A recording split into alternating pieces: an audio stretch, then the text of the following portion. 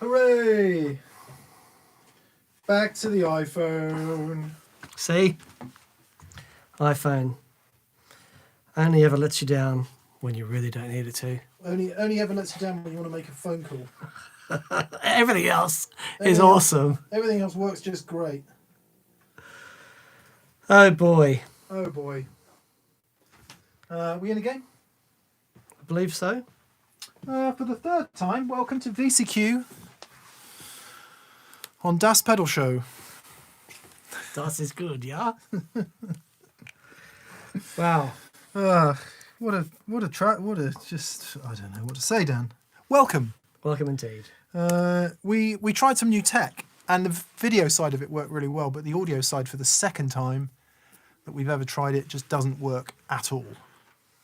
So not entirely sure why that is. We're using the Blackmagic ATEM Mini, and it is proving to be as cheap as it is. Is it a problem with the Blackmagic thing? Gotta be.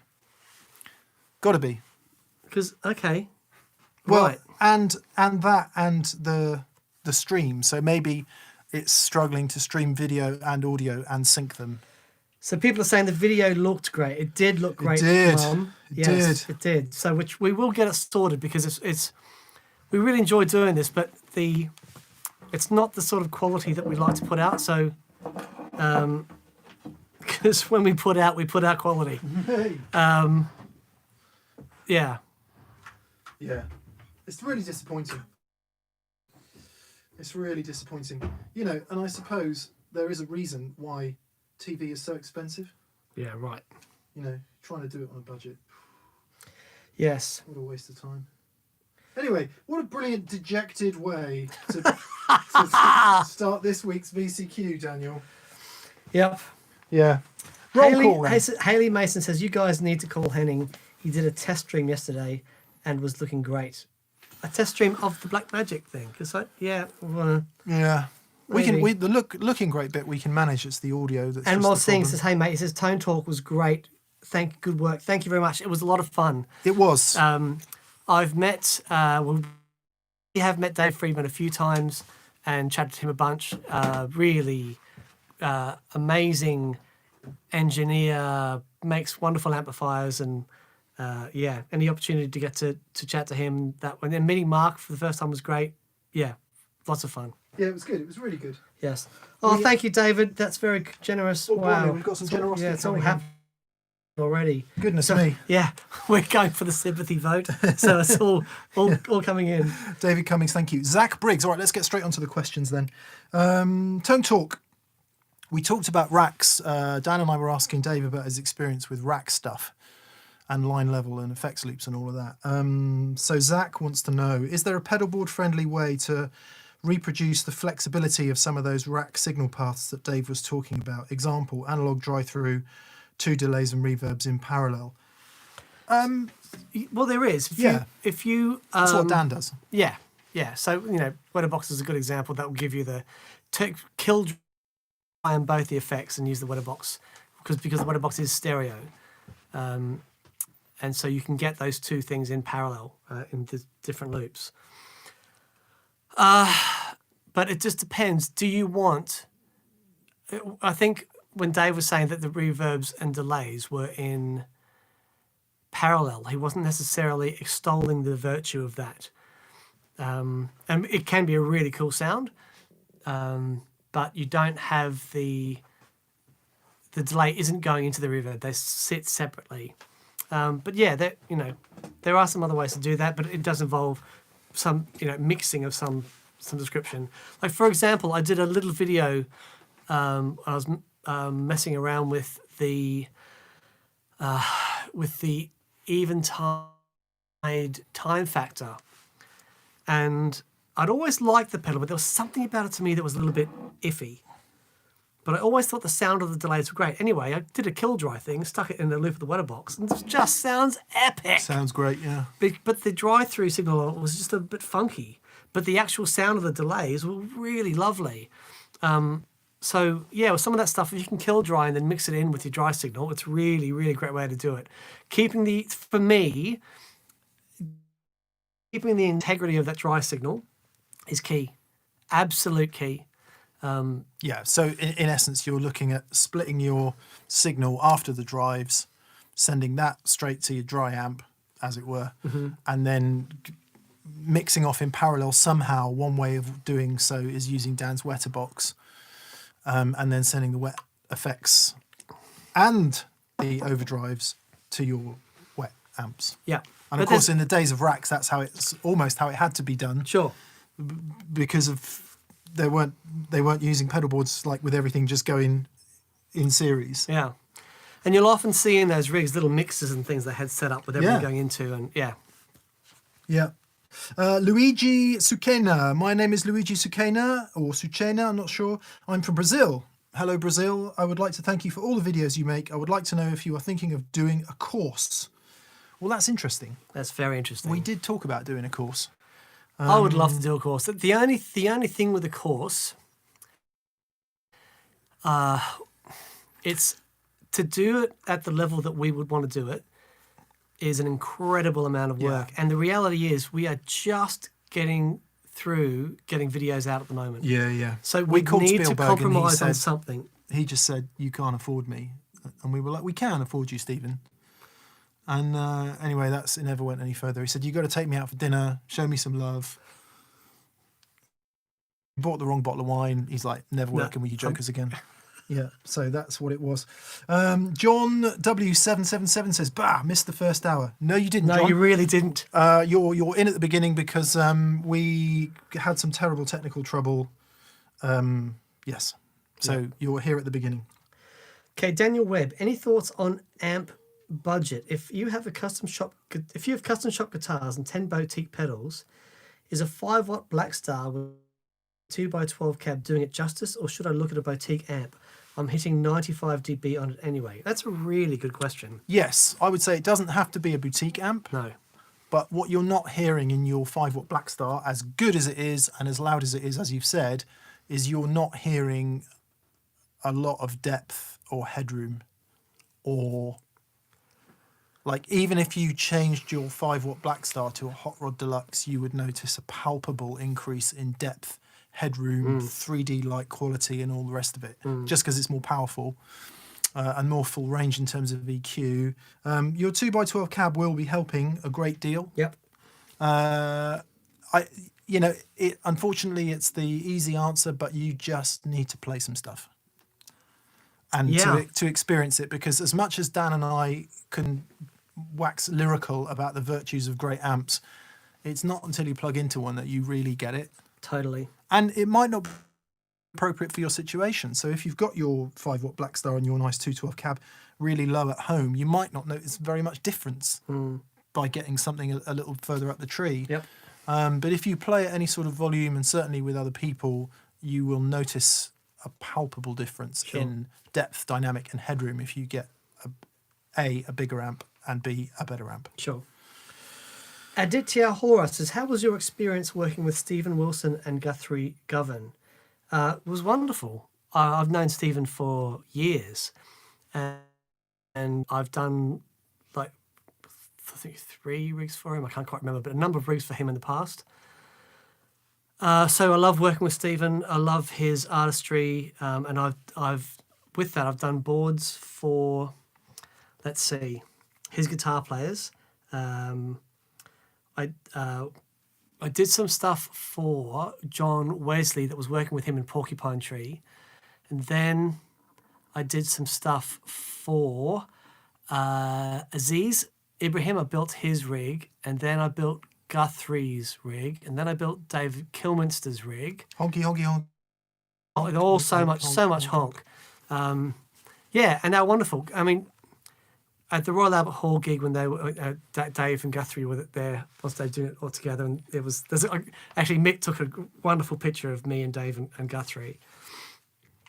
But yeah, really working with artists of that caliber is always a joy. It can often a challenge, but always so rewarding. It's really lovely. Thank you for streaming. Oh, okay, right. We got some okay. Okay. So these are some super chats that came in on the previous streams that we killed dead with fire. Zach Briggs, we've answered yours. And Ben Evans, how does playing through headphones affect tone? Oh, massively. Playing through headphones, what you don't get is you don't get the speaker interaction with the guitar. And, even a quiet room in a quiet amplifier in a room, even though it's quiet, there's still some interaction. Headphones are really hard. The best headphone sound I've heard is the new Boss thing that I thought sounded really good. The Wazza Air. The Wazza Air, I think that sounds really good. Anyone that says there is no latency in that thing isn't telling the absolute truth, because there absolutely is. And maybe those guys are used to playing with latency. With latency, yeah, that's more like it. Yeah. Yeah. But it was, it's a cool thing. But headphones, I want to do a show on the ultimate silent headphone experience, and do it with proper $20,000 gaming vests and pads and stuff, and you know what I mean, so that when you go like your chest sort of caves in. I reckon that'd be really, really interesting. Principally, how it changes tone. If you think about listening to recorded music through a decent hi-fi and then listening to it through headphones, that's not a radically different experience unless the hi-fi is really loud, right? Because what you're hearing are full range hi-fi speakers with music made for them.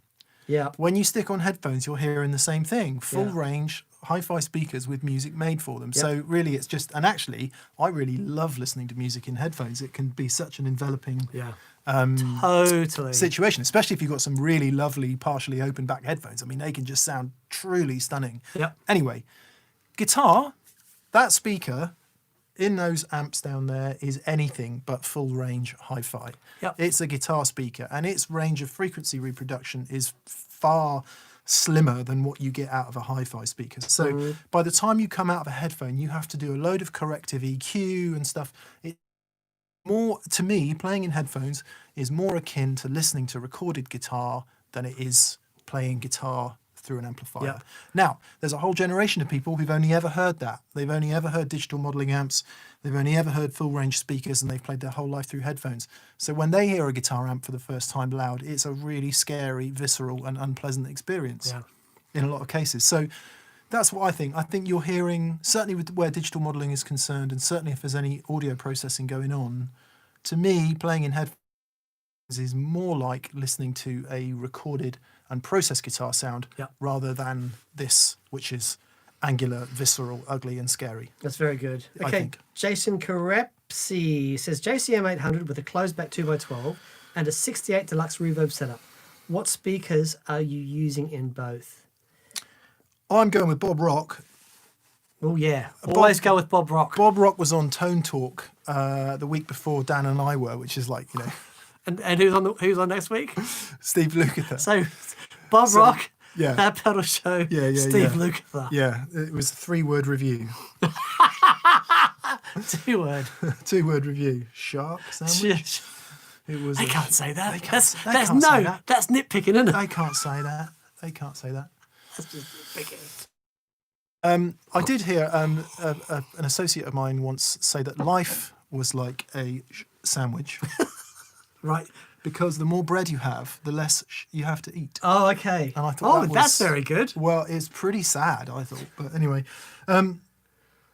So Bob Rock says, all the great speakers that you heard from like the late 80s through to the mid-90s great rock sounds were all the best early vintage 30s. So all his cabs, and he's still buying them. He's still trying to find the old Celestian vintage 30s, which were everywhere. And they were in all the higher cabs they had from SIR or from wherever. And in all the lovely cabinets, he really loves those speakers. He says greenback in a Marshall is great, but they crap out a bit too early and kill out on the bottom end if you've got the thing cranked. Now, I didn't get up this morning to disagree with Bob Rock. I think that at lower volumes, greenbacks are really lovely. They're so easy to record and they're so nice to record. But the other thing that Bob Rock said, whenever he had a cabinet, he'd get one mic, either the 57 or the 421. Right. And he'd have the guitar player play and listen. in the control room, obviously, and he would move move the mic first on each speaker in the 4x12, and they'd find the one that sounded best. And then he'd move the mic around until the guitar player goes, "Yep, that's it. Forget what Bob Rock thinks. It's about getting the performance out of the guy or the girl, whoever's playing the guitar, or they." And then they would add the other mic, and then they would repeat that process for the other best sounding speaker in the cab. So your question about what speaker should you get, sort of underlining the point that they all sound different anyway, which is really not helpful at all. So, yeah, JSTM 800, they came in the original 1960A 412s that came with JC 800s, had the 75 watts. Oh, yeah, right. The vintage 30s that was actually 75 watt ones. The vintage 30s hadn't come out by then. It was the 75 watt G12 okay. T or something. Because there were those vintage 30s that were actually 75 watt speakers. Right. Yeah. Yeah, I mean, the official rating is 60, but I didn't know that. Yeah. Yeah, and the 68 Deluxe Reverb, I just don't know. I don't know. Whatever's in it, I guess. Yeah, if it sounds really good, Yeah. I think you'd be fine. My knowledge of American speakers isn't very good at all.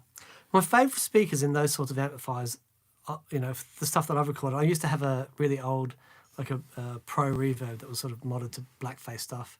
And I found some old Fanes that I put in there. And nothing sounded, I tried a whole bunch of things. The Fanes just sounded so great. Yeah. That are like a high headroom El Nico. Yeah. But they weren't super efficient so that you could actually make the amp work a little bit. And it had all the glassiness and loveliness about it. It's really tough. And Jason, sorry, we can't be a bit more specific with your question. It's such a personal thing.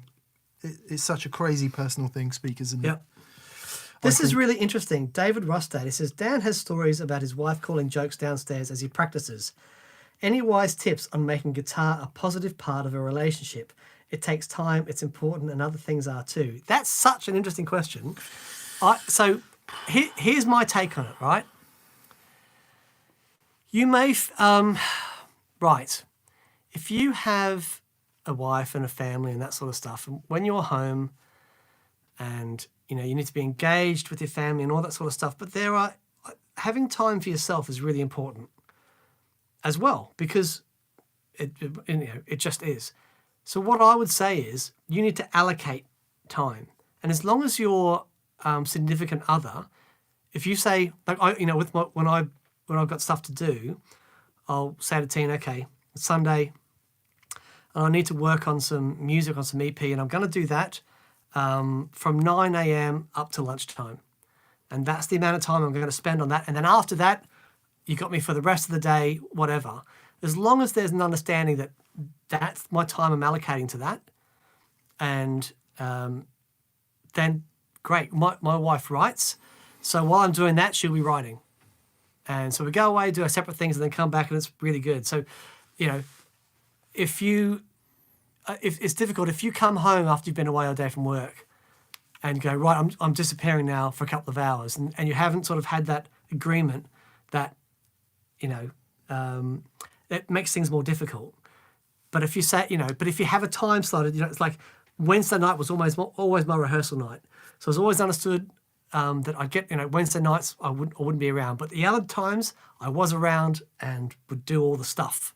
But yeah, as long as I think have an agreement where you allocate that time. That's it, isn't it? Allocate the time, and that's the time that it happens. Yep. I have a basic problem with that, is in that if I allocate a time, I almost certainly don't want to play guitar when that time comes around. Right. I only want to play guitar when I want to play guitar. Yeah. So as a result, I haven't played at home in 20 years probably. Wow. Not anything other than just like 5 minutes and then put the guitar back down again. Right. It's really weird. I struggle. Yeah, but you got this now. Yes, exactly. Well, that's why we did this. There we go. KSWG 200. What kind of stretches do you guys do before or after playing to avoid injury? None, because the kind of playing I do doesn't require that. If you're talking about hand stretches, I don't, but I do just basic limbering up stuff. Oh, yeah. So Dan and I both do something between well, he does Brazilian Jiu-Jitsu. In fact, I have an injury. I have some physio tomorrow morning. Oh, cool. I mean, not cool that you got an injury, but cool that you're getting it. Looked at. I do like something in between Pilates and yoga and that kind of stretching, just generally in your body to be freer, which is one of the really boring things about being older. But hand stretching, nah. I was backstage in Australia in the mid 90s. I was backstage with rocking all over the world. Who are they? Quo. The Quo. And, you know, here are these rock and roll legends, all with their yoga mats, with their yoga dude out, they're all doing stretches. And they're like, man, it's really important. They're You know, all, and they after were all that, dudes. But they would go out every night, massive tour, and just deliver. Yeah. And they said, look, doing this before the gig means that we can do it night after night. So it is I mean, really, all really that important. Petrucci stuff. If you play like that, and the amount of tension in that, not in Petrucci because he's got it down, but lots of people who play technical guitar, the amount of tension in those guys. That's why RSI happens. Yeah. And it's like being locked in that position. If you play C, G, and D and walk around the stage and smile at the people in the audience, Swagger around the stage, I think, is the term. A, they prefer it anyway. Yeah. And B, you don't get all tense. But, you know, you also don't play any semi-demi quavers or anything past the 8th fret, which is all good by me. Cornyn, 1980. Don't stress the technical issues, guys. Anything worth doing right is worth screwing up several times first. Absolutely, mate. It's the TPS way. Absolutely, thank you. We appreciate There's our next T-shirt, your actually. ongoing dedication. Pat Telmer, hey, always wondered why my 20-watt head sounds twice as loud as my 15-watt. Is that a logarithmic thing? No, it's the amp. Dan's got a 10-watt AC10 that sounds twice as loud as 50-watt amps we've got in here. So it's how much headroom it's got. Yeah. So don't forget. So with the, it's this. Think about it this way: if you get, to double the power is extra 3 dB. To double the volume is 6 dB. So if you actually want to double the volume of a, say 25-watt amplifier, you really need to go to a 100-watt amplifier to get the 60. Actually, doesn't quite work like that, but you get the idea. So to double power, if you double the power of something, you get 3 dB.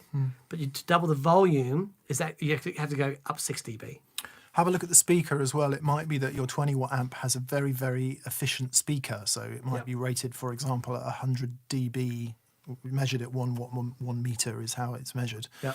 And coming on from what Dan just said, if one amplifier, for example, has a Celestion Vintage 30, which I think is 99 dB or something like that, and the other one has a greenback, which is 96, 97, that Vintage 30 is going to sound way, way, way louder than the greenback. And it's a really good way, actually, for little amps, if you want to make it sound more powerful and louder, is to buy a more efficient speaker. Yep, that's great. Conversely, if you have an amp that's too spiky and too kind of and it's just too loud, a lower efficiency speaker can help. Wonderful. The lights. The lights. How do you use a stereo pedal with the humdinger? Love the show. You've been a godsend since losing my mum and wife in the same year. Oh man. We're sorry to hear that. Oh, mate. We're sorry to hear that. Yeah, boy, oh boy.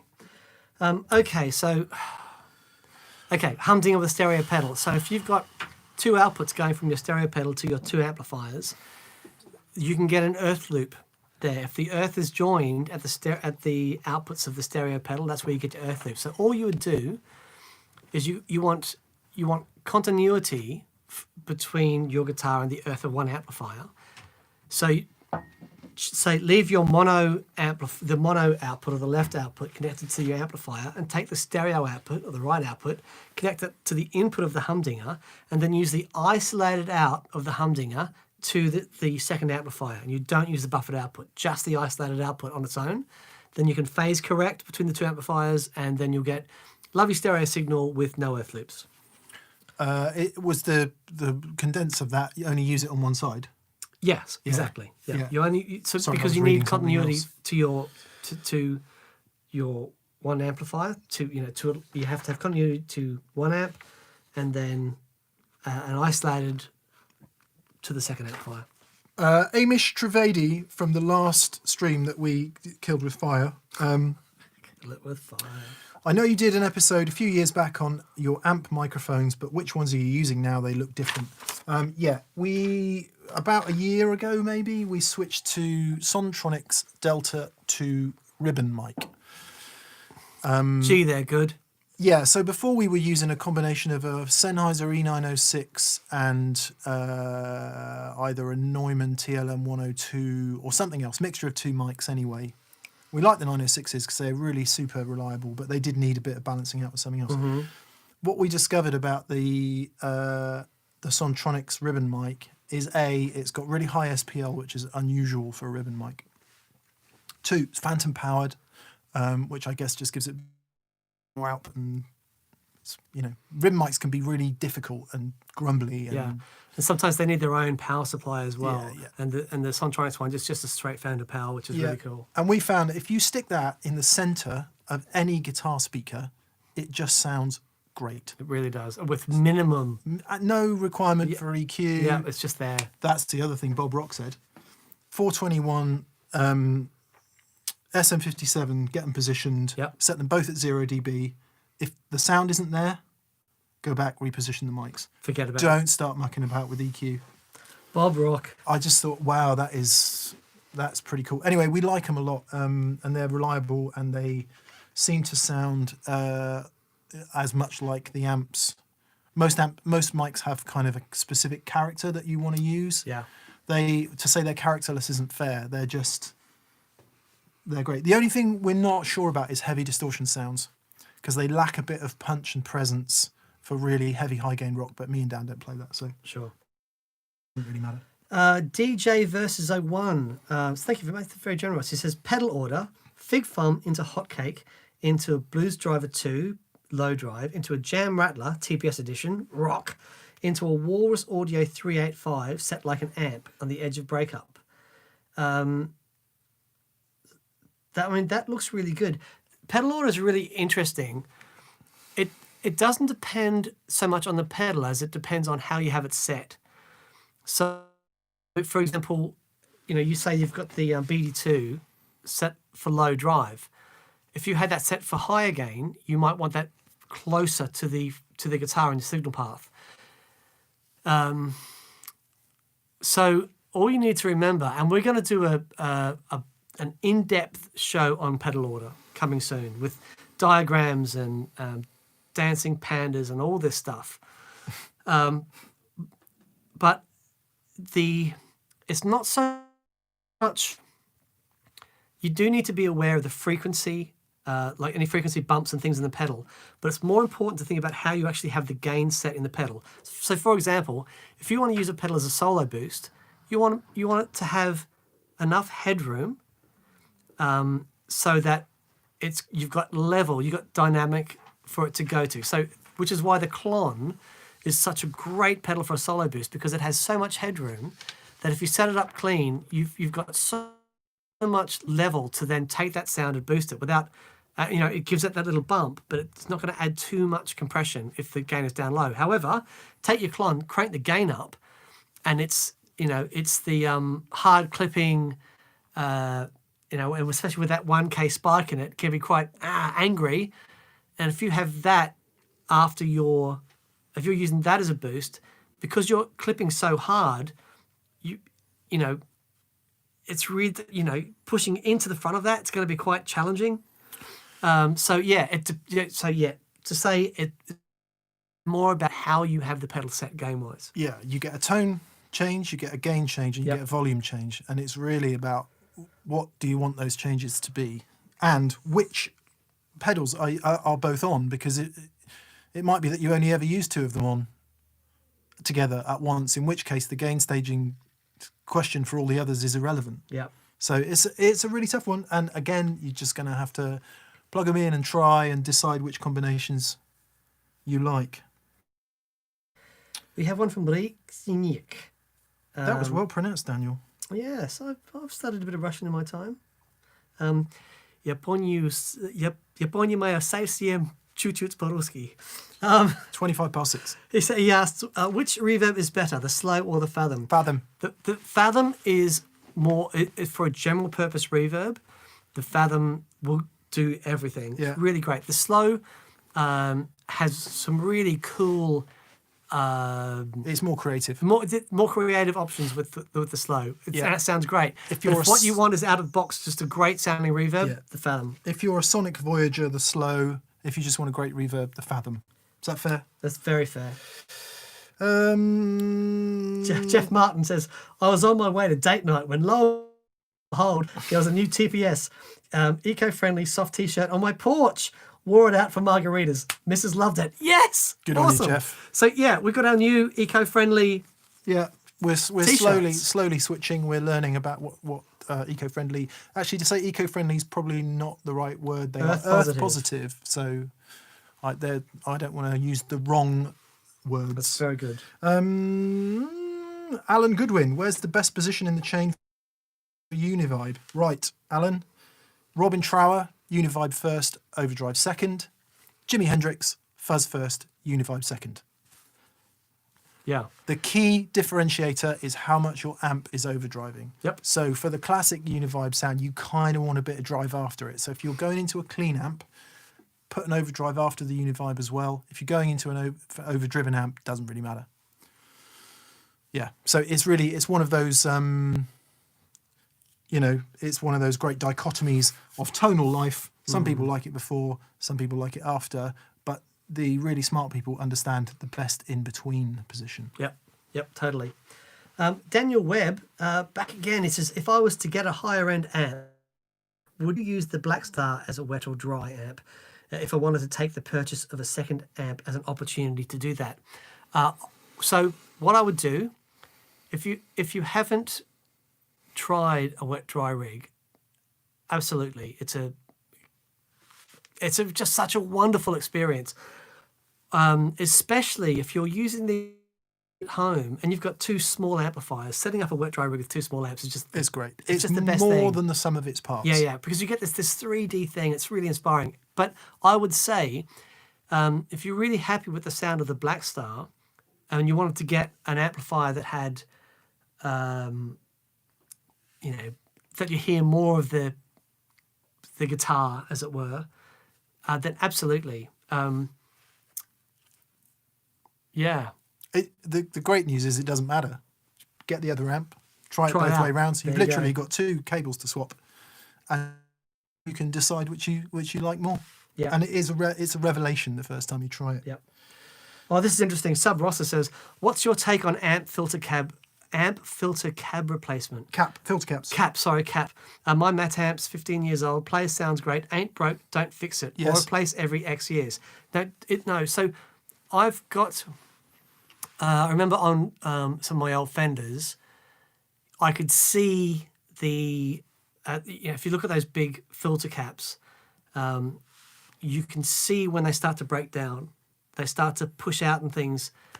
And I would only ever replace the ones that That are doing that. Exactly. Yeah. And you can take them out of circuit and you can test them. But if it isn't broke, absolutely leave it. I mean, I've got some original filter caps in the old box, and I remember trying to actually the pair at the end, and I remember thinking, they're really old. I should replace them, and I tried a bunch. And I ended up putting the originals back because it just changed the sound so Too drastically. much, yeah. I think yeah. my knowledge of my minimal knowledge of Matt amp is that everything's over engineered anyway. Right. So you probably find that whatever's in there, 15 years. Yeah, you can get 30 years out of a really good electrolytic. Yeah. There you go. Eagle Ray Rob. Thank you, Eagle Ray Rob. Doing the Eagle Ray Rob. Oh, I've got a Sorry. song for you in a minute, Okay. actually. Thanks for hipping me to the Kingtone Duelist. I received mine last week. I love this pedal. So do I. Yep. So do I. Awesome. I think for a TS and a Blues Breaker in one box, I don't think you can do better. Right. This from Danielle Rivera Marin, who super chatted earlier. Thank you, but forgot to include his question. He says, hello from Colombia. Hello to Colombia. Hello. Yeah, I want to buy a Victory amp. The Duchess V4 is a good option, ? Yeah. It's the V4 Duchess, for anyone who doesn't know, has the V4 front end. So they use these really cool 4014 Mullard military spec tubes that were originally developed for the MOD. Don't you know? In the preamp section, and then it has a 175 watt Class D solid state power section, which I think sounds pretty good. Yep. I'm no fan of the Neo speaker Yes. that they sell with it. I think that doesn't sound very good. But into like a decent 112 or 212 cab, we've had some really killer sounds out of it, and it's really, really good in a wet dry rig too. Really great in a wet dry rig. Yeah, you know, ultimately not as lovable as a really nice valve power section, but considering it's that big, it's super portable, it's really loud, and I would say that along with the Blue Gamp Amp 1, it's really credible, good amp sound from a little box solution. Sure. Yeah. Yeah, there's some the small lunchbox Victories as well. Yeah. I've had some really great sounds out of. Yeah, as well. V40 is a good shout. Yeah. If you like that kind of thing, just fairly clean platform. Although it will go quite crunchy martially if you crank it up. Yeah. But yeah, they're really good. I mean, I have friends at Victory, and I declare an interest in that. You know, I did a lot of Victory's early marketing videos, so I know a lot about Victory amps. But they are really decent humans, and they build a super high quality product. You know, the way they're made with the through hole components, everything hand done. It's PCB, but it's done properly. Yeah. I would always speak very highly of Victory. Yeah, products. and like knowing the designer. Martin. Martin's just a solid dude. And he really is a solid dude, and he really knows his stuff. You Yeah. know, he designs great amps. Roger Newport, please can you stop discovering such great pedals? Costing me a small fortune. I got a Reeves 108 Rangemaster at the weekend. Nice. You were lucky to get that. Also just had a Drone Ranger delivered today. I am doomed. Oh man, you can play Doom with that lot. That's great, and we will not stop discovering great pedals. No, metal thrashing mat on the similar tack. Just got a Walrus Ages, and the LED clipping settings are so brilliant. Yeah, They're great, aren't they? Yeah. Just wonderful. Yep. Eric Siegfried says, thoughts on the Chase Bliss Automatone. Do you think it can replace the drive section of the board? Video coming up. Check it out. All I will say is, I am in love. We were moved. We were both very moved. Just- I was a bit cynical, I have to say, because the moving sliders and stuff, you know, with no disrespect to anybody, but it just felt a bit gimmicky to me. Right. Then hearing it, it's like, oh my God, it's really spectacularly good. Serious Yeah. thing. And I don't mean to sound grumpy about the sliders, but in my world, stuff breaks Yeah. and I break it. So, yeah. Andy Milne says, great show on Friday. Thank you, mate. Just wondering, are you learning any new songs or listening to any new music? I'm still on my Pat Martino thing at the moment. It's really weird, you know. Because I studied jazz a long, long time ago, and it's taken me a long time to actually get to a point where I'm sort of hearing it. And now I listen to Pat, and I can just hear what he's doing, and it's sort of mind blowing. So I'm still going down that road. But there's some new stuff I'm going to be listening to. Anything new that Jacob Collier puts out, I love listening to that. His sense of harmony is, you know, he's modern day Mozart. He's just unreal. But yeah, there's it's really funny. So a couple of guys that work for me, Jake and Joe, had some music on the other day, and they've introduced me to some really cool bands. They introduced me to Carnival. Oh, well, okay. Which sort of, it's sort of blown my mind. And there's another band that they introduced me to, and he actually uses our stuff, and I will remember the name of this band. He's actually my brother. What's his name?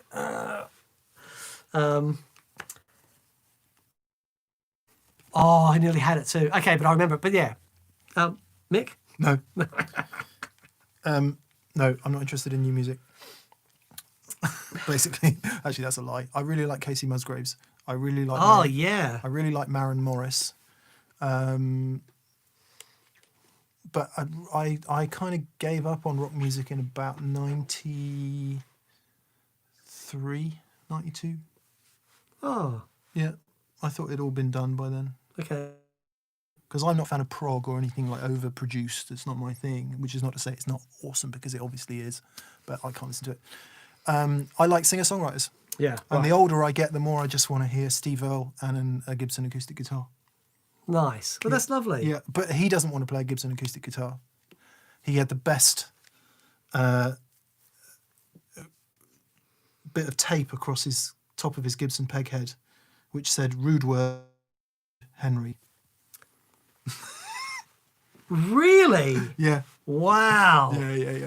Yeah. Anyway, yeah, I like songs. I just think the power is in all power in music is in the intent of what the song is about. I love that. Yeah, I think so. Anyway, yeah, I'll probably be listening to Stephen Wilson next week.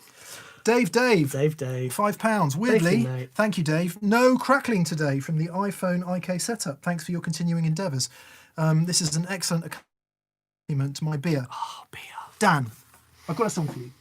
Okay. All right? Yep. We'll make this brief. Okay.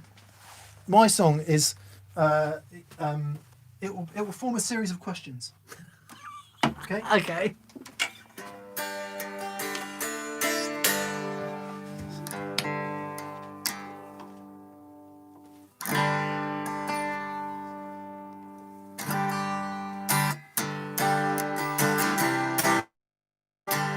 Do you want some mud in your face?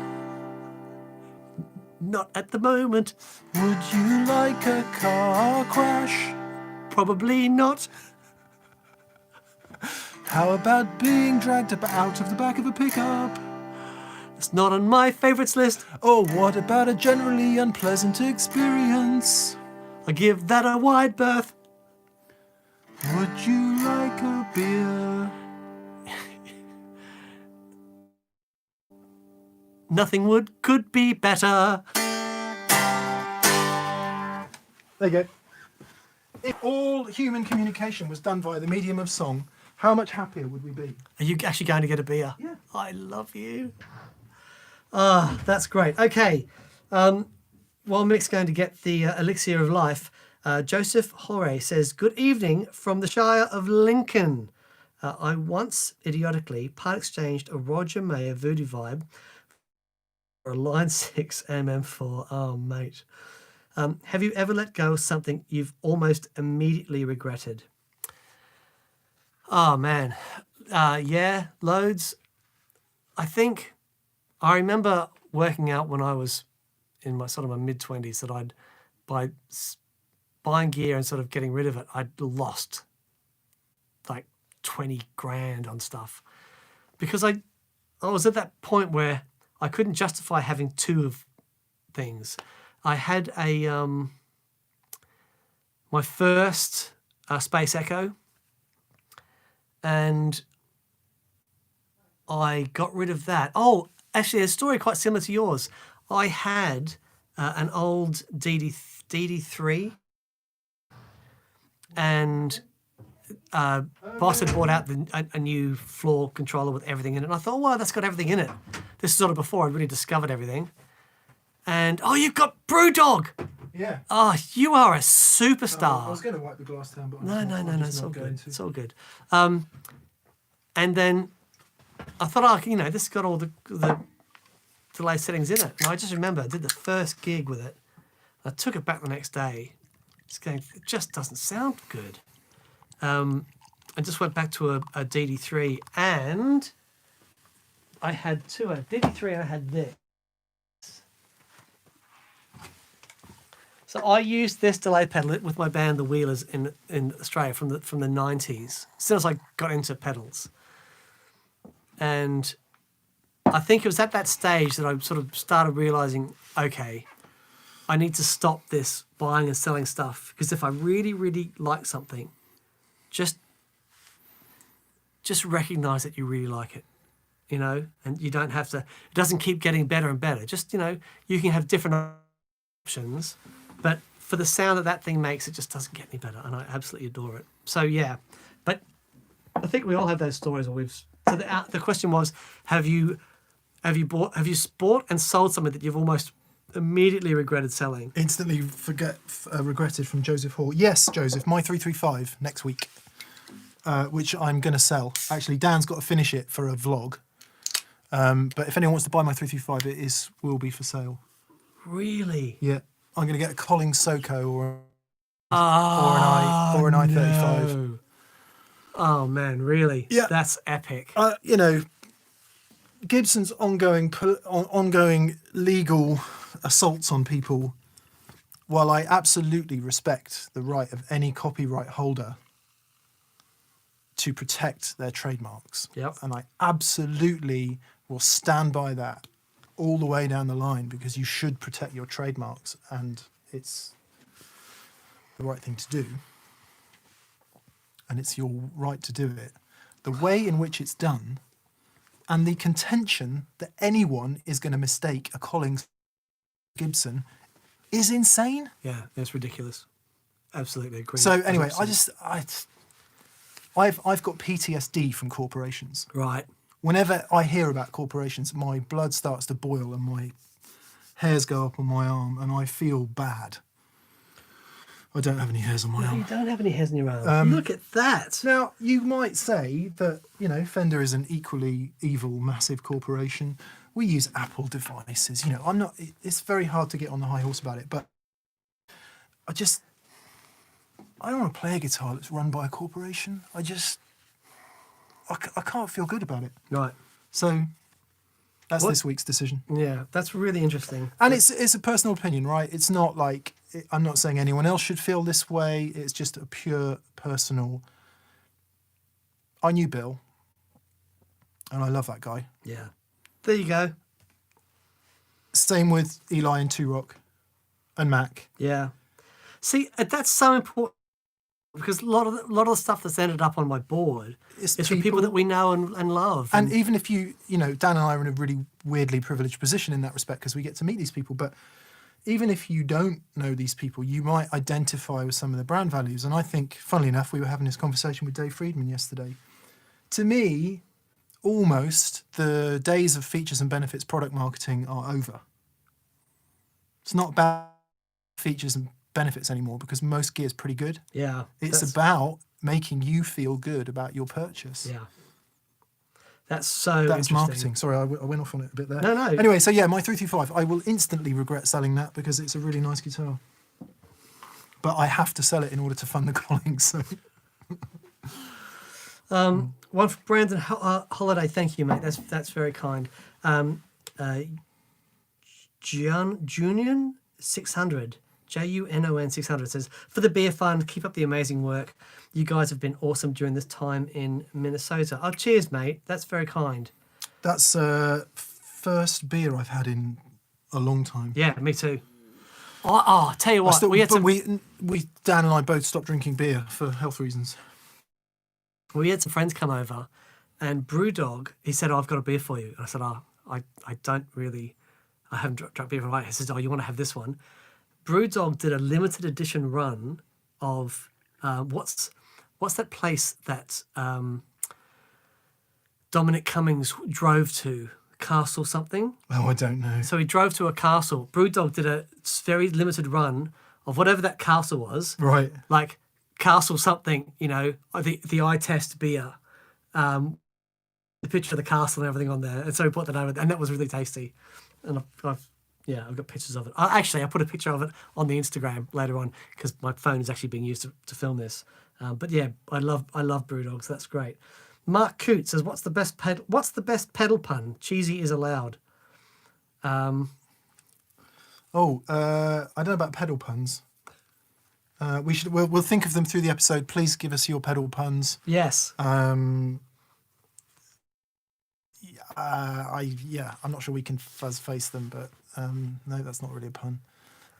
Come on, you can do better than that. Oh, this is interesting. Matt Presley said, "Are reverb tanks in amps proprietary? Can I take one out of one amp and put it in the other? If it sounds better, I don't dig the Black Magic's reverb." So you in the reverb tank, you have these little transducers that take the energy from the send, turn it into physical energy that like little speakers, the physical energy that vibrates the springs, and then another transducer on the other end that takes that physical energy, turns it back into electrical energy, and then that is then mixed into the amplifier.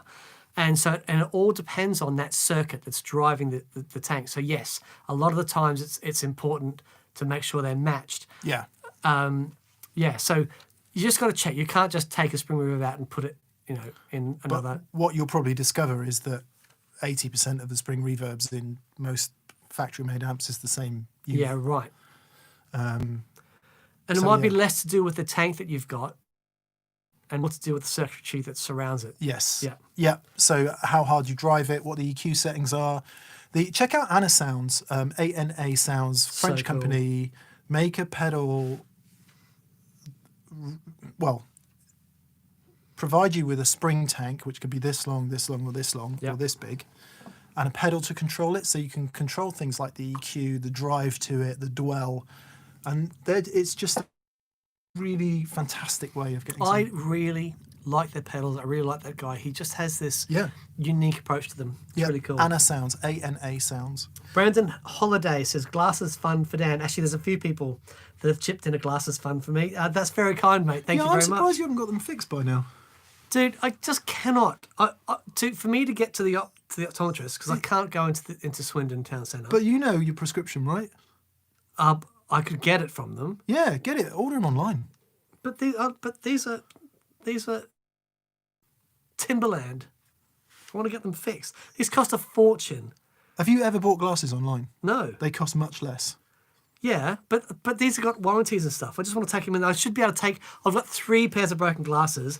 I'm going to take them into the optometrist and just throw them at them, not at them, but just behind the go. Fix these, All right. because they should all be under warranty. I don't want to spend money. You can't get a warranty repair on because you broke your glasses, can you? Because you sat on them. I don't know. They're supposed to have a warranty. Jeff says, do either of you own any gear that once belonged to another musician of interest? A while back, I bought a guitar from Gearman Dude. And I've since developed an insatiable need for coily cables and snakeskin accessories. Oh, shout out to Gearman Dude. Honk, honk, honk. Mate, that What a guy's awesome. Wonderful human he is. So- Dan's got a couple of things, I think. Yeah, so this is this Les Paul used to belong to Paul Stacey. Paul Stacey of producer fame used to play with the Black Crows, played with Neil Finn. He produces Noel Gallagher, and is a very dear friend of mine. Actually talked to him today, and I purchased this off him years ago, and I love it. Which is, I can't sell it. Yeah, I don't think I do. This Collins guitar went on tour with Andy Cortez from James Bay's band once. And Andy is a supreme musician. In fact, he's epic. if you listen to the Cortez EP, that guy is crazy talented. I'd love him to do his own He's amazing. his own record at some point. He may well have done, but yeah, that is a fantastic EP. Other than that, don't think so. Don't think so. Oh, hang on. Where's my hot cake? Where's my hot cake? You could just tell us. Come on. My hot cake used to belong to David Moyes from Air Supply. Oh, nice. Yeah.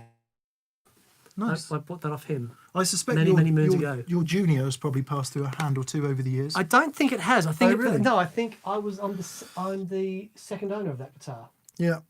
Marvin Stower. Actually, we need to hurry up, Dan. We've got Sorry, loads there's of my super junior chats thing. coming in. Okay. What amp head would you buy for €1,200? Amp head. Oh. That's tough. That's tough. Probably Victory V40. Yeah.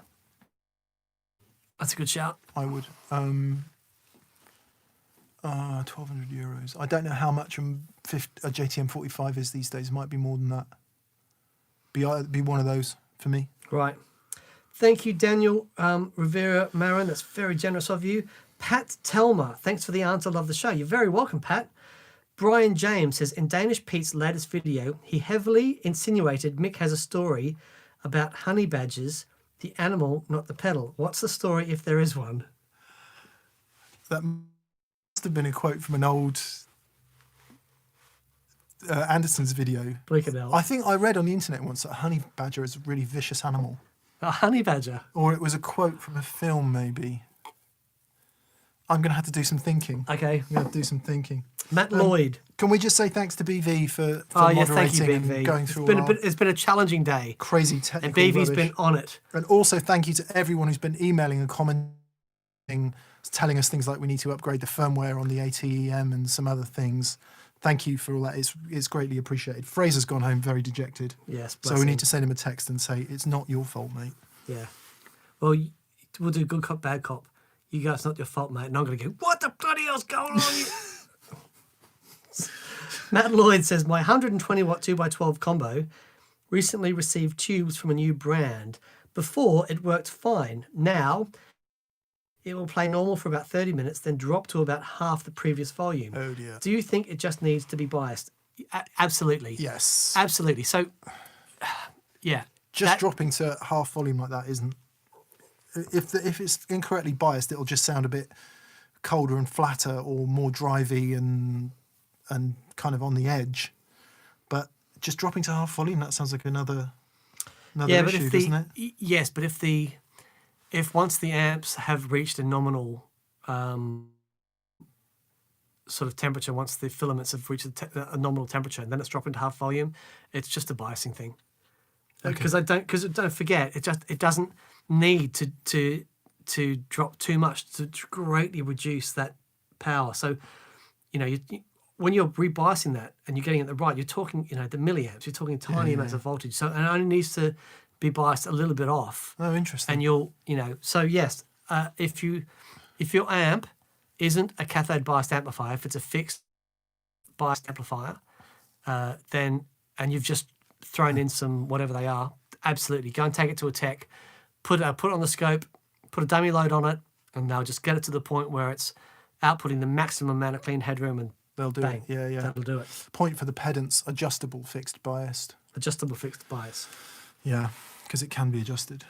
Yes. I remember writing fixed bias in a magazine once and getting lots of angry emails going. Oh, really? No, it's adjustable fixed bias, mate. Okay, so I just thought... Jolly Willard, features to look for in a fuzz that will sound good at quiet volume using a Laney Studio 5T, a single EL34 tube amp, so single-ended, volume on 3 with a 1x12 cab and a Strat. Well, it's a really interesting question. I would say any fuzz that sounds, any great sounding fuzz can sound good if you've got a really quiet rig at home, if the amplifier has loads of clean headroom, you might want to look at putting something like a compressor or even a low gain OD after the fuzz. Yeah, an OD after it. Yeah, that sort of mix the limiting that happens in the amplifier. Yeah. That's, whenever I've done little, practice stuff at home, I've been actually having loads of fun with the Reeves Electro treble booster at home. And I've got this thing with like a wetter box. I'm using a Reeves Electro treble booster and another treble booster from a Pig Dog. And I've got them in parallel and going into the front of a blues driver. And just the blues driver, just a little bit breaking up. Yeah. Far out, man. Nice. It is unbelievable. Yeah. So yeah, but that all the blues driver's doing is just mimicking the way that the amp sort of reacts to it. It really depends how much fuzz you want. If you want that summer breeze, super nasally fuzz, then you need the right pedal for that, like a big muff type thing. To a clean amp. Yeah, or a into tone the- bender, or whatever. Watch the thing we did on the JHS 4 Pillars of Fuzz. I would highly recommend any of those pedals, the JHS Legends series, because they really nail each one of those types of fuzz. And I think they're designed in such a way to be really consistent and sound really good and be pretty friendly to play. If what you want is like an overdrive that's really ugly and fuzzy around the edges, then look at the Thorpe Warthog Walrus 385 cranked, because there is that fine line between overdrives crashing into one another and becoming quite fuzzy and a specific fuzz. So if it's a specific fuzz sound you want, like for example it's a Hendrix type sound or it's a Mick Ronson sound or find out which of those 4 pillars, and I would, if you're new to that world, totally look at the JHS Legends series. Totally. Eris is love. Thank you, Eris. He says, I found the AB Baby thanks to your show and now have a wet DI system. He says, actually, it's a wet, dry, technically, if you count my base DI on buffered output of A. Love the show, mostly for the banter. Thank you. You're so welcome, mate. I'm really glad that's working great for you. Cheers for that. Another Ben Standifer says, tape fun so Dan can get some new exciting colours. Okay, Let's done. do it live. David Burke. Yay, I knew last week's experience of multiple instances of I agree with Mick was an anomaly. Slow over fathom every day. Yeah. Yeah.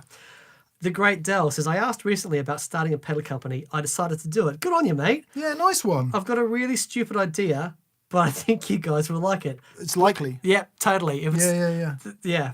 The more stupid it is, the more likely we'll be. Yes. Jason Carapesi again says, thanks for the speaker shout. By the way, my Gladio will come in Thursday. Nice. Yes. There's a Gladio in Friday's video, and I don't exactly forget how much I like it, but it's nice to be reminded. Yeah. What a great thing. Thanks for selling me on it. Haha. I just got a micro vent. Should I put it before or after my Volante? If you're using the Volante in stereo, put the Volante last. If you're using the Volante in mono, I would start with the micro vent last, because what you're doing is emulating a rotary speaker. So logically anyway, it ought to be the last thing in line. Totally. But that doesn't mean that you might prefer it before the delay. Bearing in mind that whatever it's putting out, like it's wobbling, and then the delay is wobbling that and then wobbling it again. So it might be a big, like a massive jelly fest. Whereas actually the clean stuff coming out of the delay and then being wobbled as one might be a more coherent Same sort of noise. reason you put the tremolo after the delay, definitely. Yeah. This is really interesting. Bo Venicide says, what are your favourite Les Pauls that aren't Les Pauls? I was looking at a PRS 245 because of how good the QC is supposed to be on their MIK models. Okay, I'm going to show you my favourite Les Paul. Made in whatever state they're made in the US. Okay, point of note, in respect of my copyright and trademark notice about Gibson earlier, there is no guitar that is not a Les Paul that is a Les Paul. The only Les Paul that exists has Gibson on the headstock because it's their trademark, all right? So let's just get that said. So what you're talking about is a single cut guitar with 2 humbuckers and a set neck and a carved maple top on a solid mahogany back is what you're talking about. Preferably with a scale length of about 24.6 inches. And that's yours. This is it.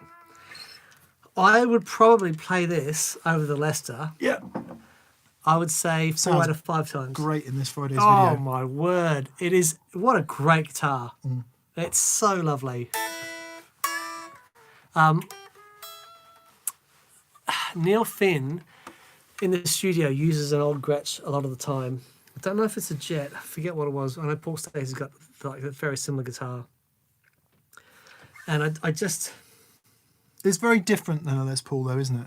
Well, yes, but it does... Tonally, it's very different. Tonally, it's very different, but mid-range is in a completely different place. Yeah, the top end's in a different place as well, Yeah. and that's why I like it because it's this is, I mean, as bright as that Les Paul is, it still sounds fat and girthy, whereas this sort of sits next to the tallies a bit better, I think. Yeah. I love this guitar. It's so As great. to your PRS 245, I mean, PRS guitars come unreservedly recommended.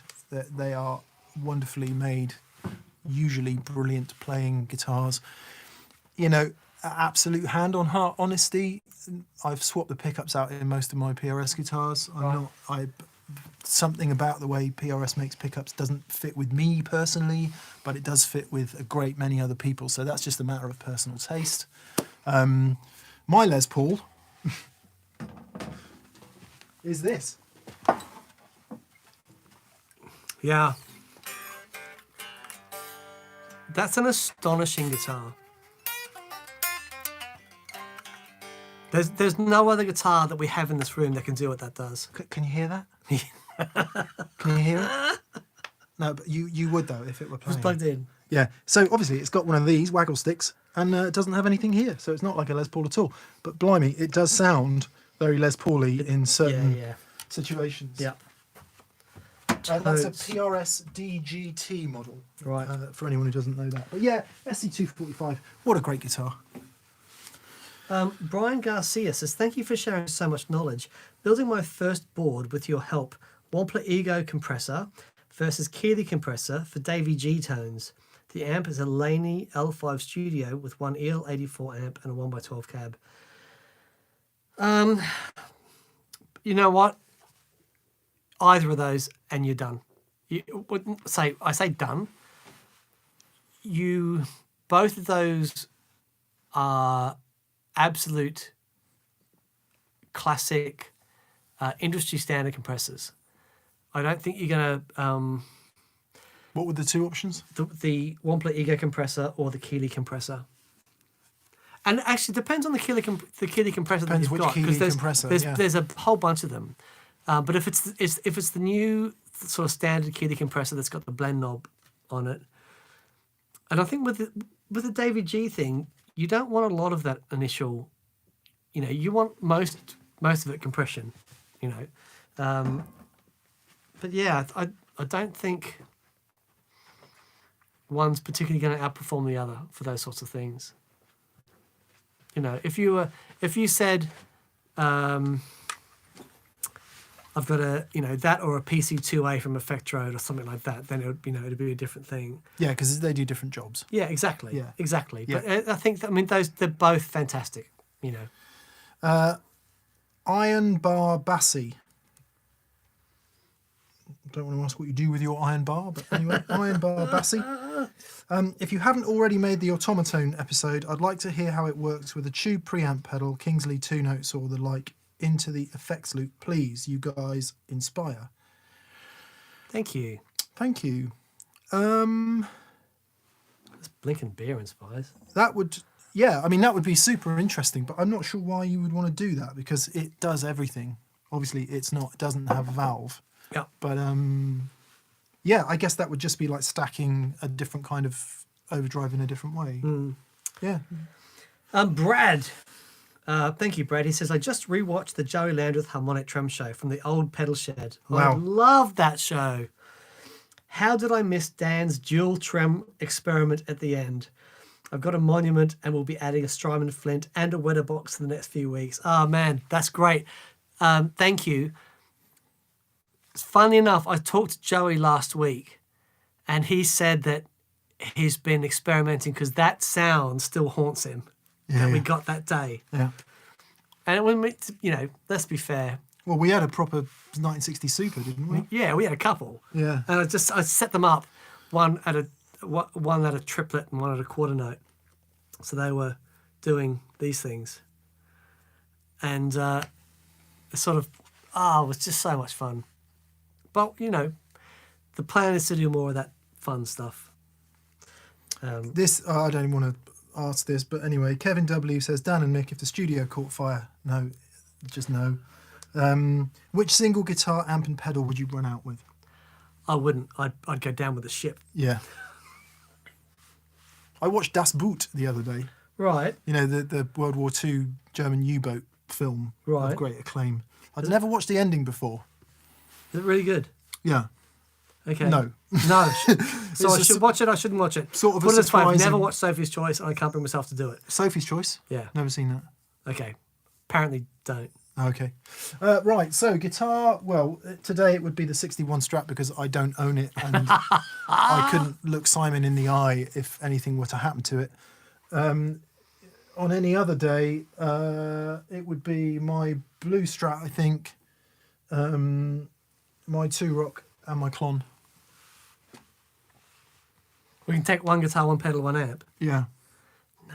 I'm going down with the ship, mate. There's no way. Yeah, life would be too horrific after that. Yeah. Yeah. Yeah. Jeff Martin says, is there a way to send you tasty brews? Oh, mate. Bless you. I'm sure there is, but in an admission of incredible surprise, Dan and I don't drink beer. Very rarely. Yeah. But I I tell haven't- you we what, this haven't has one gone down today, an but, absolute treat today. It's a little bit warm Yeah. and it's just sort of... On a sort of semi-serious note, I found that it literally almost instantly sparks my depression. No way. Yeah, and I think it's because I drank so much when I was younger. Maybe it's just because you're drinking with me. Yeah, no, it just, and I don't know whether that's psychosomatic. It also, That's fascinating. It also bloats me in a way. Yeah, that beer other does. drinks- Beer is very bloating. Yeah, I almost became like, it's almost like I became allergic to it, having drunk so much beer in my younger days. What do they call that when you have you become intolerant Yeah, to something? That's I'm pretty really intolerant, interesting. you know that. Matt Cruz says, "Hey lads, I'm looking for a new amp, and I need something light and a bit tweedy crunch sounding. Mostly doing hard rock stuff and functions. Also using a katana at the moment, but I'm not keen. But not keen and too heavy. Thanks. Are you saying that the katana is too heavy, Matt? I'm also using a katana at the moment, but not keen. If you are, and we too can't help heavy. you because the katana is a really super crazy light amp. So Ooh. you may want to look at some. I mean, if you want lighter than a katana, really? I mean, you don't say what katana, but oh man, Okay. get a head and cab, and then you've got two things to carry, but they're not as heavy individually. Yeah. Get a subscription to your local gym. I've got a PT at the moment, just an online PT. Yeah. That's been really helpful. Yeah. I've never really understood the I need it light. light thing. Nor me. Never understood that. Don't get it. It's like, Maybe yeah. he's saying it's too heavy, as in. oh, maybe it's that. Yeah, maybe. Yeah, and maybe you have a back condition or some medical condition that means you can't carry this stuff about. In which Sack case, truck. Victory V4 type little amp thing and stick some overdrive pedals in the front. I tell you what. I just bought a car that's got a bigger boot so I can get that Marshall 412 in it without putting the seats down. If you're looking for something that's a bit tweedy, my main amp for years was a Lazy J J20, and light as you like. It's just Pro Junior. Pro Junior. There you go. There you go. Yep. I mean, you're never going to get like 4x12 thump out of a 110 small cab. Sure. But if you want a little bit of tweedy crunch around the edge, Pro Yeah. Junior, great Happy sound. days. Jeff Beck used two of them. A Rocket Complex says rewiring my SA250 board, which is the what are they called? The Schmidt array. Schmidt array. Thank you. Is rewiring his SA250 board today. Big shout out to the Gigrig Generator PSU. Recycling and reusing the custom lengths leads is mega. Good job, Gigrig team. Thank you, mate. That's very, very kind of you. It's funny, whenever I do a pedal board build on that pedal show as a vlog or whatever, I always get about 25 comments going, why on earth are you using that power supply? It's the most complex thing in the world. And I'm going, because I've used it in the last 10 pedal board builds I've done. Right. So it gets bigger and smaller as you need it, and you can use it for the rest of your life. I've got 5 bricks Yeah. sat right. in a cupboard that either don't have the right combination of voltage, don't have the right combination of VIC-P. Vic P. There we go. Which is not to say that they can't work and they don't work and they're not great for certain boards. But when you're changing your board all the time, and sometimes it's this big and sometimes it's this big, and then you get sent something that needs like 24 volts center positive with the wrong connector on it, it's like it can cope with all of that. Yeah. No problem. So it is great. Simon Keast. Cheers to you, Simon. I'm out Cheers, of. Simon. I thought that was yours. I thought you drunk it really quickly. I thought I'm lagging behind. So I've done mine. I didn't There's see one yours more is we can sat over share. there. No. I can't. I share? What time is it? I got to drive home. No, don't No. do it. Matt Gilbert, replacement speaker for a Tweed Blues Junior, Cannabis Rex, Texas Heat, Swamp Thang, or a Celestine Vintage 30. I like the Texas Heat in demos, or keep the stock Jensen and fix the EQ with pedals. Yes to the latter, Yeah. but I really like the Jensen speakers. I think they're great. I would try something that just dips that mid-range a bit. The Cannabis Rex, I've heard really good things, but I've never tried one. Yeah. Yeah, I think... No, we can't now. No, we can't. Thank you. Catherine yeah. came proffering a can of beer, but it would That's be very kind. it would Thank you, be- Catherine. Thank you. Right. Amori Pena says, hey guys, Your Q&A sessions are my reason to smile on a Sunday night. Oh, mate. Thanks, man. Bless you. It's ours too, to be fair. Yeah, we love we this. both It's really enjoy really, this. really enjoyable. Yeah, it's hard to play any wrong notes when you don't have a guitar in your hand. How would you compare a Fire custom Carpe Diem to a Vertex Ultraphonics HRM? Would you consider more versatile for different rock I genres? haven't tried the Ultraphonics HRM. No. Is that like a heavier version of the Ultraphonics? I've got no idea. I haven't tried one. What we do know about the Carpe Diem is that it was pretty much our favourite Marshall in the box pedal. Man, that thing I pulled out. So we're moving some things around the studio the other day, and I found mine in the tin that they came with. I pulled it out the other day, plugged it in, far out. It's like, oh yeah, this thing Yeah. is great. But Mason makes great stuff. It would be good to hear that. I don't, I haven't heard it, so it's very hard to say. Yeah. So yeah, it's impossible for us to because we don't know it. Joshua Pake, what are your guys' thoughts on Jackson Ampworks amps? I've seen one in an older video, but never heard you guys play it. Robbie McIntosh, who I'm very proud to say is a friend of mine, Honk, played Jackson for a little while there, and to be fair, he could plug into an old Tyler and it would sound amazing. But He's unreal. yeah, I think there's a lot of integrity in the tone of Jackson Ampwork amps, like depth, really lovely kind of real overdrive texture. Yeah. He had the Britain, I'm not sure which model. They but did some. Their amps are so interesting. They just on an ergonomic front, they were able to design an amplifier that had so much in it and able to pack it into this crazy tiny space without it being noisy. They really achieved some great things with the amplifiers. Yeah. I played one. I played a few, and I remember talking to them at NAMM. And it's Brad Jackson. Brad. Yeah. And I was talking to Brad, and they were great. Actually, there was a couple of guys there. They're both great. And we're trying to get some stuff sent over. But then I had the match list and everything else sort of just faded away for me. Yeah, everyone I've heard was great. Jack Duxbury had a really lovely blue one that they sold through Andertons that was really cool. I think that might have been the one we had for a minute there. Randy Wilcox says, yes, go on, Mick, beers on me. Thank you, Randy. Cheers, Randy. Matt Gilbert, I need a new 335, Mick. Yours will be on Reverb or the TPS store. Andy Mill asked the same thing. He says, hey, Mick, how much is selling the 335 for? I might trade it through the dealer where I'm going to buy the Collings from, but I might sell it privately because I'll get more for it. But we'll see. If it goes for sale anywhere, it will be on the TPS store. Matt, I'd love to sell it to you, but I'm not sending it to... you're in Australia, I think, or New Zealand, maybe. So I don't... But he can come and get it. I don't want to send it that far. He can come and get it.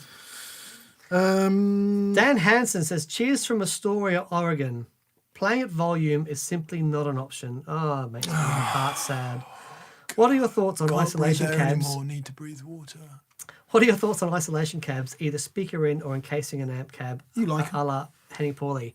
So I use the Grossman isolation box. I think he calls it the fat box.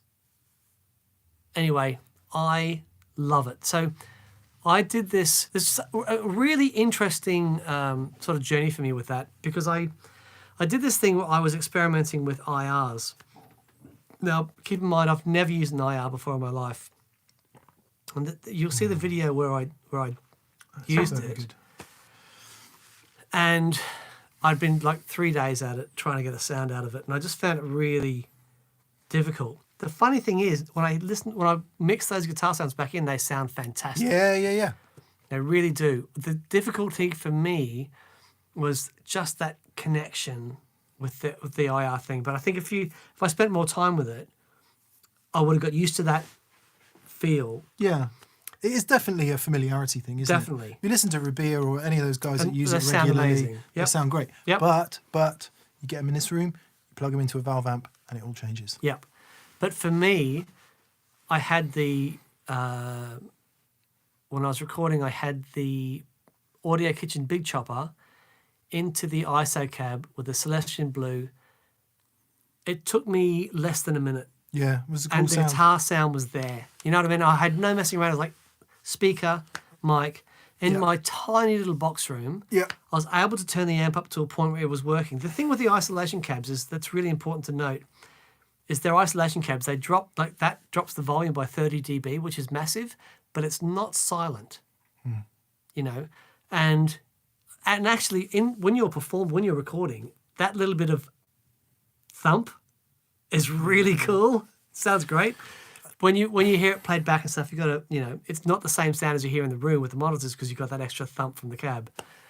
If you could put that in a separate room, then, you know, you'd be able to get the same playing and recording experience. But personally, I played a few isolation cabs and they always had this really weird frequency, Boxy. really boxy thing. But I don't get that with the what are they called? Grossman. The Grossman Audio ISO cab. So Stephen Grossman has owned big studios. He really knows the recording process, and he spent a long time getting rid of that. He said he wouldn't have released anything unless he could get rid of that boxiness. And I love them. Actually, Actually, it's just like a really small standing wave. really tiny, teeny standing wave. Yeah. But yeah, I think get the right one, and they're magic. I mean, we'll be having this conversation until the day we drop. There are plenty of people more talented, better players, more technically knowledgeable than Dan and I, who have kind of made the case for tone and have gone, look, recorded, it sounds great. Sure. And it does, whether it's an IR or whether it's whatever it is. But the thing I can't get past, which is why a speaker box, an ISO cab is of the same, is the same problem for me as using an The other IR stuff. or Yep. a direct signal, is I need the guitar to be in proximity to a cabinet. Yes. Yeah. Totally. And it's, you know, tonally, by the time it's recorded and mixed, I don't know. I still hear stuff on the radio and go, why didn't they use a guitar amp for that? Yeah. Because I can Totally. hear that. Yeah. But that's become a thing and that's a sound. But I I guarantee hate that. I listened to 50 other songs that day and have no idea that it's a direct recorded But guitar I know sound. that. I know that you're talking about. And I think you've got to learn to deal with it. So I think the long-winded point is whatever you choose almost doesn't matter. What matters is you put the hours into becoming familiar with it and becoming comfortable. Because, Totally. you know, again, I'm going to rewind to Bob Rock. The Tone Talk episode with Bob Rock, it's Tone Talk YouTube channel with Bob Rock, was just so fascinating because he's going, the tone, it's really important. But the right tone for me is the tone where the guitar player goes, I'm happy. Yeah, sure. Because then you get the performance. Yep. And so no matter what gear it is you're using and no matter what technology it is you're dealing with, you've got to be happy. Yeah. So putting the hours into being familiar and being happy is really where the difference is, not in the gear, Yep, totally. I think. Sure. But anyway. Daniel Webb, cheers, mate. He says, epic fail. Dan announces guarantee fraud publicly on the internet. Hope his optician isn't a viewer. Thanks for making us all laugh. Much needed. Thank you, mate. Colm Koss says, what possible health issue requires sobriety? Many of them. Depression, unfortunately. Matthew Frederick, TPS is my primary source of entertainment aside from actually playing music. Thanks for the hours of enjoyment. Oh, mate, thank you. That's awesome. Thanks for being with us. Yeah, it's a big deal. John Newquist. Now, this is really interesting. He says, wild thought, in an amp with no loop, but a reverb tank, can the tank be used as an effects loop? So, what happens if you've got a tank, right? The send that goes to the tank, by the time it goes through you've got quite a lot of gain by the time it hits the transducer and creates the the energy in the springs. And then it goes through the sort of opposite transducer, transits back to electrical energy, and there's a lot of makeup gain in there. So it can, but you've got two gain stages. What's really interesting with a valve amp that's got a spring reverb in it, if you take the reverb out, just plug the send to the input, you've got this amazing overdrive circuit. Yeah. And just crank it up and it sounds ace because there's all this extra gain in there. It's a lot of fun. Yeah, but in terms of just taking the reverb out and using those sends and returns, you probably find that the levels and the impedances are all wrong. You'd need to be able Correct to attenuate the return coming back in quite a lot. I mean, there's some fairly serious voltage going through Yeah, a reverb tank, isn't there? yeah, totally. Yeah. Because it's got to, by the time it hits that transducer, it's got to be able to actually convert that into like a mechanical energy. Al Gorham, hello Al. He says, "Here's to making people feel good. You sure do." Oh, bless you. Thank you. At Reeves Electro Guitar Pedals has a 56-day lead time thanks to TPS. Cash for the beer fund. Thank you. Just watch out for those punks. The Gibson of the craft beer industry. Oh boy. Slant it, yeah, and to you as well, Al. Thank you. Yeah, we want to see Marcus Reeves do well because the integrity in the stuff he makes is great. Yeah, he's watching today. Is he? He sent me a message saying I'll be watching today. Good on you, Marcus. Yeah, good on you, and, mate. Thanks for sending us Proud some of you. pedals. You've done really well. We wish you well. Yeah. Richard Henry says, "Evening, gents. Hope you're both good. Going back to work has really messed up my watching live streams. Yeah. This halfway house of post-COVID is really weird. It's odd, isn't it? It is weird. I mean, it's odd. good. It's good that things are kind of on the move a little bit, but it is weird. Yeah. Like half the stuff in the world works and half doesn't. M. Piker says, "Hi, gents. Looking for a small valve for home use at lower volumes. Any experience with the Fender 57 Custom Champ? I love the sound. Any other recommendations, e.g. Vox AC4, Pro Junior, Blues Junior, etc.?" It's really interesting that so speaking purely personally, I'm never been a fan of small amps, No, okay, except for that specific purpose when only a small amp will do. sure. Because there is nothing like a crank champ. I mean, it is the sound of ages. Yeah, But for just general enjoyment, I always find the bias towards the mid-range, no bottom end response, yep, and rolled off tops is just that boxy sound, and I never love it sure.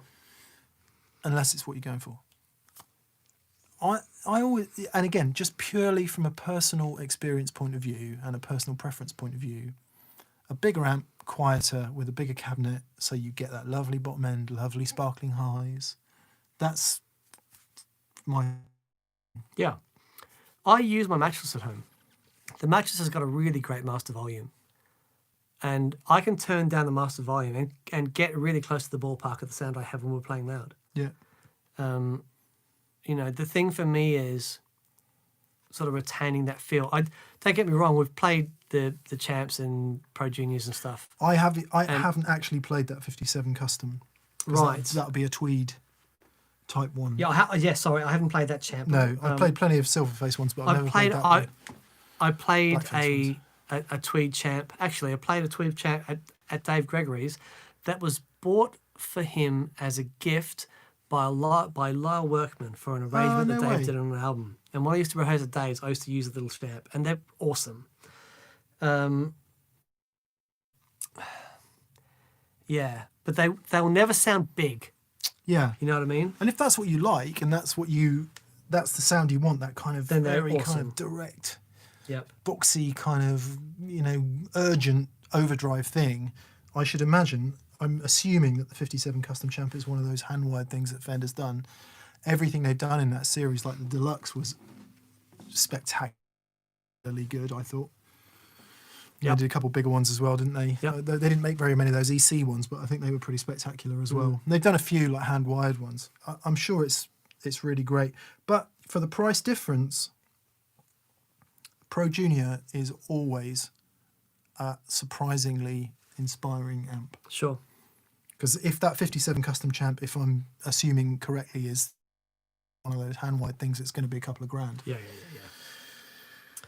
Gino Inzo says, "Hey lads, thanks as always. Commenter formerly known as Gino Inzarillo. Jesus, it's a real. Inzo is easier for my TPS pals to pronounce. Abstract question here. What common threads exist amongst your favourite guitars? Headroom, In guitars? yeah. The ability to always have more. That's why I'm not a massive fan of humbuckers, because they Yeah. just stop. Clarity, poise. Yeah, the clarity thing is really big. Breakability. Breakability. I was having a chat with the guy I want to buy the Collings off today, Right. and he was going, both of these guitars are in fantastic condition. I'm like, oh no. He's like, what do you mean? I'm like, well, it's really funny, you know, when you go to meet someone who's got like a really fantastic guitar and you open the case and you go to grab it and they sort of gasp. Right. And it's like, wow, I get it from a resale point of view, but if you're scared of that guitar, you can never play it. Years ago, So breakability is important to me. Yeah, yeah. Being able to scratch it. I was auditioning a rhythm section. When I first got here, I was putting a band together. And there was this, there's a young girl drummer and her boyfriend played bass. Drummer? Drummer? Yeah, drummer. And the boyfriend played bass. Oh, right, okay, sorry. Yeah. Did I do that? Is that what I did? No, but it always makes me laugh when someone goes, drummer. Okay. He played the trumpet. Who played? And he brought along this bass that didn't sound very good. And she says, yeah, he's got this really lovely bass at home, but he's not allowed to play it out. And I always went, no, cheers, guys. Thanks for coming. See ya, bye. No disrespect to anyone who's got that guitar that they've saved up their whole life for and they've bought and they've gone, wow. But if you're going to play the damn thing, you need to play it. Yep. And you need to not be scared of it. Totally. Yeah. Yeah, totally. Patrick Carroll says, hi, M&D. Just curious if you searched Eric Hagen yet. No, I haven't. No, either have I. But I will tell you what I'm doing now. I'm doing a screenshot of this, and I will go and do it. Yeah.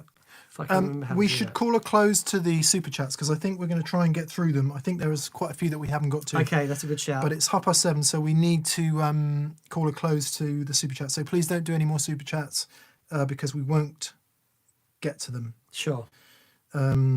Yes. Okay. So let's do that. Your right. 2 cents says, can I buy the amp of my youth, an Ampeg VT40? Ah, man, the classic Rolling Stones amplifier. They're amazing. The price is right on, but weighs a ton. What are the weightiest amps you've owned?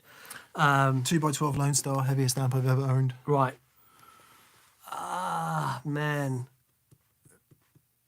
Like single amp. Yeah. The Audio Kitchen Big Chopper. Yeah, that was crazy. That is crazy, crazy heavy. DC30, matchless DC30 212 is really crazy heavy. Yep. Must be something to do with a giant transformer in it Yeah, all that stuff. and the lead in the bottom. Yeah. Extra lead. Yeah, VT40 though, it's a 112, isn't it? I don't know. Shouldn't be that heavy. Once you've lugged a few 412s in and out of the boot of a Ford Ka, Yeah. you've... Mine was the Mitsubishi Colt, a really old Mitsubishi Colt that I had to remove the back seat out of, like literally, you know, you're not supposed to take it out. I had to take it out, put some chipboard. So at least I had some, and I put a couple of cushions there in case anyone ever wanted to sit in my back seat, and then put the seat forward, sort of maneuver the 4x12 in there, and I would be driving to gigs like this. I drove But I got it in. I'm like, yes, this is rock and roll. when I was working on Guitarist magazine, that we had a 412 cab there that was used for various things, and we just put 4 really crazy high power. I don't think they were EVs, but maybe they were EV alikes or something. Right. In there, and it was like insanely heavy. I had a Fiat Uno at the time. Put it in the back of my Fiat Uno and laid it down on its back, obviously. Went home to get changed because I was going somewhere. I can't remember what I was doing. Had a shower, came out. The axle fell off. And some guy had tried to yank it out of the car and steal it. No. Yeah, and I knew who the guy was. It's a really sad story. He's like a local drug addict guy, so he's selling it for whatever. But that part of it hurts me to this day that people need to do that stuff. Anyway, so obviously stove the window in on the car, put 2 of the speakers through, trying to get it out of the Fiat Uno, and I'm like going, even if you could have got it out and sold it for some cash, you'd never have carried it down the road. It weighed a ton. Anyway, I still think about that guy. I feel sorry for him. Oh man, I still think about the guy that stole my 1964 Strat. I still dream about waiting there with a baseball bat. Yeah, I just you got to let it go, Dan. no. All It's negativity heartbreaking. becomes your Yeah, negativity probably. at the end of the Right, day. Kian Sharrock says, "Will you ever try the 20-watt Marshall studio amps?" Yes, if they send us one, We'd love to. We'll We'd never love to buy try one, them. but we would certainly like to try them. Yep. Tom Hurrell says, "Hey guys, expanded my board to 8 pedals and it now sounds muffled. Aha! Yes. Do I need a buffer switching system or just a few pedals?" All of the above. My signal is tuner, KOT, Lightspeed, Angry Charlie, Boss X3, Trem Reverb EQ into a Ditto. Yeah, so what's going on there is your signal is being loaded down. It's such an interesting thing. You need to look at if you had, okay, for example, what you'll find is, well, first of all, what's the Boss X3? Where? The Boss X3, I don't know it. Trem Go on. Reverb EQ. Is it one of the I don't know what that is. I don't know. So, okay, Boss X3. you need to try and isolate where your tone is being dragged down. It could be something as easy as a bad patch lead, but you need to plug them in individually. What is it? A Boss X3 is a popular part of the X series range. Is a small but tough micro scissor lift. Man, that is cool. I would love to own one of these. There you go. That's what a Boss X3 is. Brilliant. Imagine the things you could reach if you had one of those. Brilliant. Oh, hang on. I think he's Boss times 3. So he's got the Boss Trem, Boss Reverb, and Boss EQ. So, okay. So you do already have a lot of buffers in there. And what a lot of people seem to forget with buffers, even when they're in their off state, buffers have a signal to noise ratio. There's no problem with impedance because you've got a low output impedance driving a high input impedance. But there's buffers and there's buffers, and I would suggest, I mean, it could be as simple as like having 2 loops and having all your pedals sort of separated into 2 loops, and your favorite sounds in one loop, and sort of turning them on and off. But it's a tricky one. It's the whole reason I got into doing what I do, because I couldn't live with that. Switching system, a good switching system can help. A good switching system will solve that problem. But a simple switching system could also alleviate that problem as well. Yeah, check out. So we did a show on buffers a long time ago, and it'll take you through what's going on and all that stuff. Yeah, if you try a separate buffer, put it after your overdrives and before everything else. The thing is, because he's got those 3 Boss pedals in a row, We and have also don't know what the tuner is as well. and we haven't even talked about power. Yeah. So it depends how you're powering all that stuff as well, because that can have a colossal effect. Yeah. So yeah. Yeah. Justin Cox Cox. says, long time watcher, first question. You've inspired me to go from AVRI, American Vintage Reissue. thank you, to my first vintage 62-64 Fender Jag. Yes, you are. Before the plunge, any words of wisdom? Mostly, thanks for the show. Real talk around mental health. Right. If you don't know anything about vintage guitars, or you have limited knowledge, and I would put myself in the world of having limited knowledge of vintage guitars, you have to buy from a reputable seller, Yeah. or have a reputable seller help you make the purchase and pay them a commission. Jags and Jazzmasters, and this is pure speculation, this is absolutely pure speculation, because of the lower cost, probably get faked and mucked around with less than Strats and Tellys. Oh, interesting. I don't know that to be the case, and I'm Yeah. sure there's some fake, and messed around with Jags and Jaguars out there, but the market is absolutely awash with mucked about Strats and Tellys. Yeah, of course. So the advice is, if you like the guitar and it sounds great and it's a price that you think is fair, but if it's a pucker vintage piece and it's really serious money, if it's been sold as a player guitar that's had this change and that change, blah, blah, blah, and the price reflects that and you can afford it, I wouldn't worry about it too much. Yeah. If it's like a real pucker vintage guitar that's in nice shape and you're paying proper money for, it either needs to come from us. You either need to know what you're talking about, in which case, no problem, or somebody who knows what they're talking about and really knows what they're talking about is helping you make that purchase, either by selling you the guitar or by advising you on it. Yep. And you will have to pay that person some money. Yep. That's Totally. pretty common practice. Yep. Totally.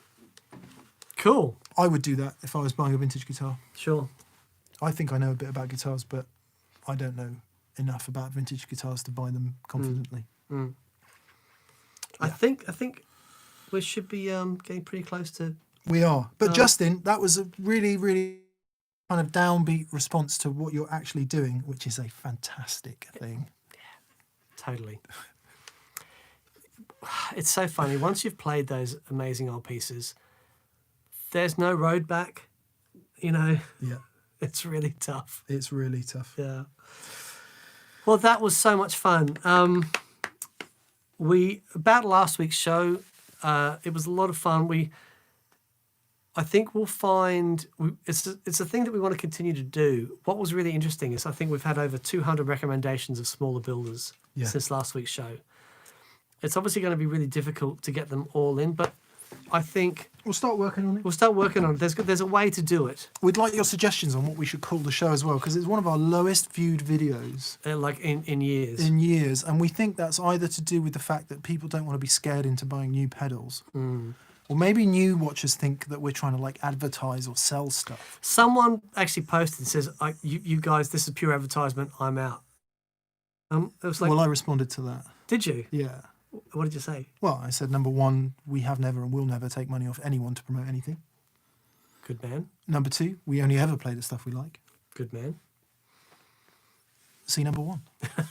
Yeah, right. Well Yeah. done. Yeah.